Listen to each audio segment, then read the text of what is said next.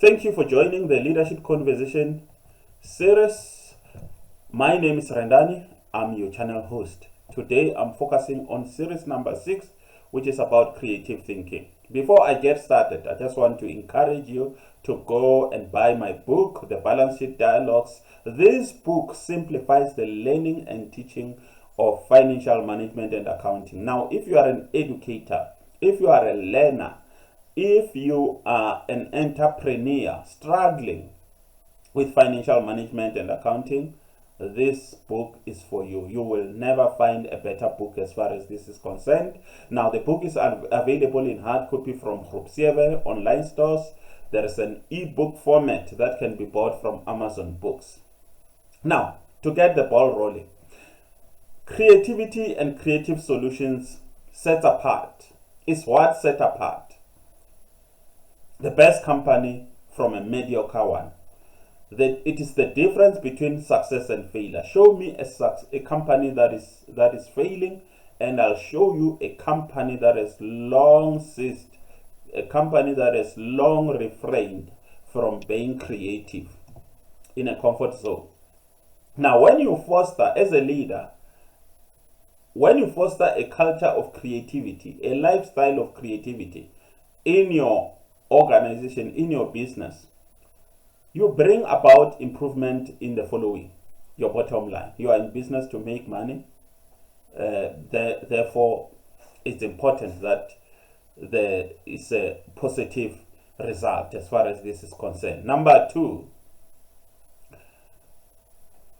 employees the freedom to create, the freedom to come up with new ideas, the freedom to express themselves helps to retain your employee. It contributes a lot to employee satisfaction. It's not just money. It's not just, yes, salaries are important, but satisfaction also come in that sense of fulfillment, the ability to self-actualize, to the ability to reach one's full potential is very important. The freedom, when you give them the freedom to experiment, it does wonders in terms of job satisfaction. Now, companies that are creative will always gain more market share because there's a constant stream of new products and ideas and services that excite customers. Sustainability, companies' longevity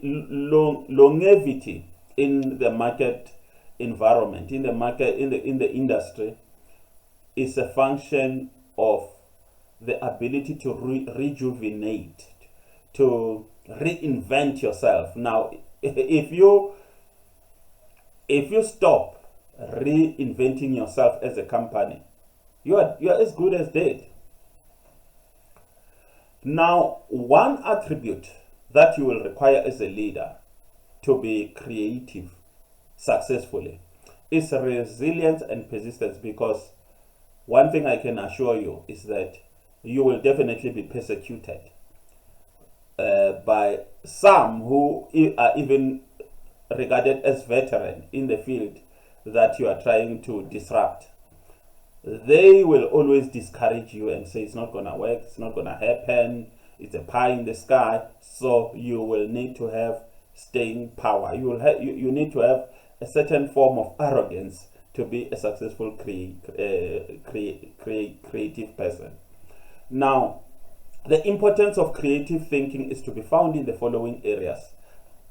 It brings about radical change in solving problems. And when you do things in a radically different way, that's where great ideas and products and solutions come about.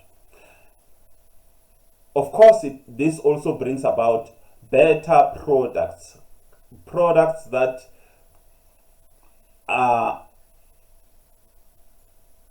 inclined to satisfy the needs, ever-changing needs of customers.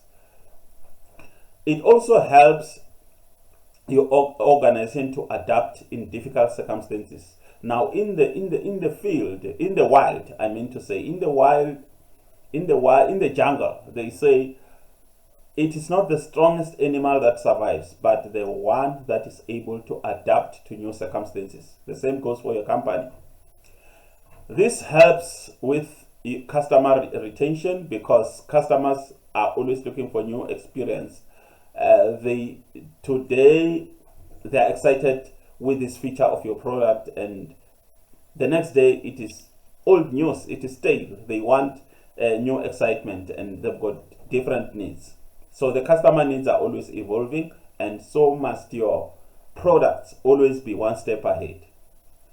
It also helps you to remain relevant. Think about Nokia, for instance. At some point, they were market leaders as far as cell phones are concerned, but now they got into a comfort zone and they were overtaken by the likes of your Samsung.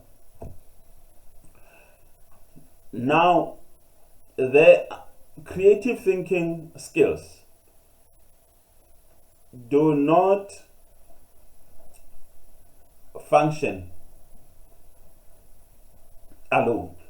They are supported by a subset of skills, meaning that there are other skills that you need to have in order to be a creative person. Let's look at them. Empathy. Empathy means making your team members feel valued, being in tune with their feelings, the ability to listen to them, the ability to value their contribution in the company, giving them that freedom to be forthcoming with new ideas that can turn around the way you do things. Brainstorming, that's when you get people around the table, experts, and then you give them the freedom to come up with as many ideas as possible without any restriction. And finally, you whittle down the ideas to the more practical ones that you can go and implement. Visualization, when you present ideas in a diagram format, in a picture, in numbers, it helps stimulate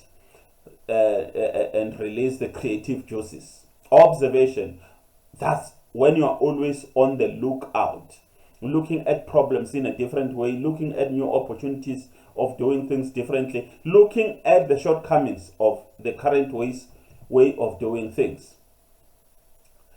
Problem solving skills, it's about the ability to solve. Creativity is about, at the end of the day, it's about solving customer problems. So you also need this skill to be a creative person. Organization, that's when you take information or data that is disorganized, you organize, you structure it, those ideas, you present them in a way that is understandable and that supports the creative process. Experimentation. After the World War in the United States of America, after the World War, there was economic depression. Franklin D. Roosevelt was the president during that time. And they were scrambling now, trying to come up with ways to kickstart the economy. And he made the following profound statement. He said, "The country demands bold and persistent experimentation." It means trying this idea. If it doesn't work, you let go. Keep trying until you get it right. Sometimes when you don't know what you need to do, you just need to experiment. And one of these days, the right idea will hit you. This is about being bold enough to try new ideas. I just like that one. Storytelling. This entails communicating your ideas and concepts through compelling narratives to engage and inspire others. You need to be a good storyteller as a business leader so that you can get those creative juices of your team members flowing. That concludes our conversation on creative thinking skills. Now go ahead and be creative in your company and give your team members the freedom to create. Thank you very much. I hope you enjoyed this session. I certainly did.